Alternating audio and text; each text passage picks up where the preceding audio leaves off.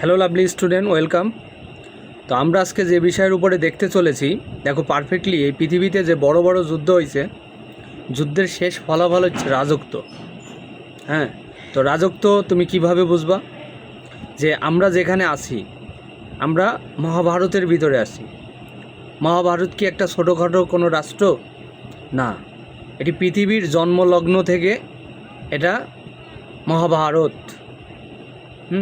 তো এখন তাকে কি করছে? ডুপ্লিমাইসিন করে ইন্ডিয়া তৈরি করছে। ইন্ডিয়া অনেক ছোট হয়ে যাওয়ার কারণে তাকে এখন ইন্ডিয়া বলে আখ্যায়িত করছে। কিন্তু মহাভারত কতটুকু অংশ জুড়ে? মহাভারত এই পৃথিবীর ভিতরে, এই যে আফগানিস্তান বলো, পাকিস্তান বলো, এই বাংলাদেশ বলো, নেপাল বলো, ভুটান বলো, মিয়ানমার বলো, এরকম আশেপাশের কয়েকটা দেশকে নিয়ে একটা মহাভারত ছিল। মহাভারতে একটা বড় ধরনের যুদ্ধ হয় এবং এই যুদ্ধের সাথে রাজনীতির প্রেক্ষাপট জড়িত আছে। আজকে দেখো, আমাদের দেশে যখন এই যে বুদ্ধিজীবীগুলোদেরকে হত্যা করা হয়, হ্যাঁ, পাকিস্তানের সময় বুদ্ধিজীবীদেরকে হত্যা করে ফেলা মানে একটা জাতির মেরুদণ্ডকে ভেঙে ফেলা।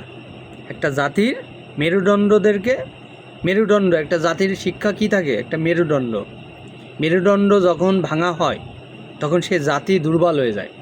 এই জাতি দুর্বল হয়ে যাওয়ার কারণে আজকে বাংলাদেশের প্রেক্ষাপটটা কেমন?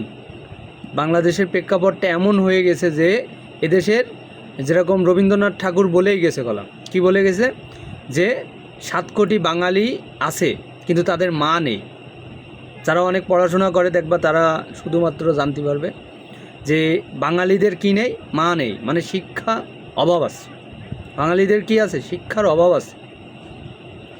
এখন বাংলাদেশের প্রেক্ষাপটের যে রাজনীতি এবং মহাভারতের যে রাজনীতি এবং ওল্ড টেস্টামেন্ট বাইবেল, এখানেও তার একটা রাজনীতির যে থিওরি, যেমন দাউদ সারা পৃথিবীতে কি করছে? রাজত্ব করেনি, সে কলম যুদ্ধ করে গেছে। বড় বড় এক একটা যুদ্ধ করার কারণে কি হয়েছে?